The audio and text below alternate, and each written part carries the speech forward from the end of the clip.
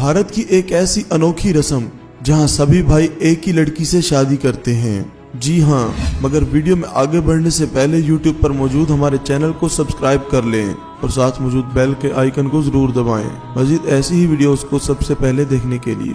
भारत में कई कौमें और कबीले आबाद हैं।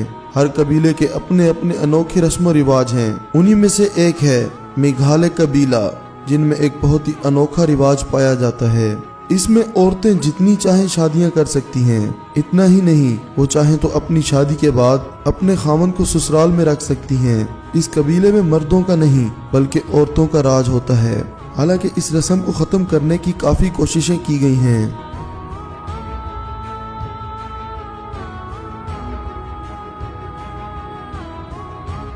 अगले नंबर पर है एक ही लड़की से करते हैं सभी भाई शादी। ये कबीला हिमाचल प्रदेश के किन्नौर जिला में रहता है। इस कबीले में शादी का एक बहुत ही अनोखा रिवाज है।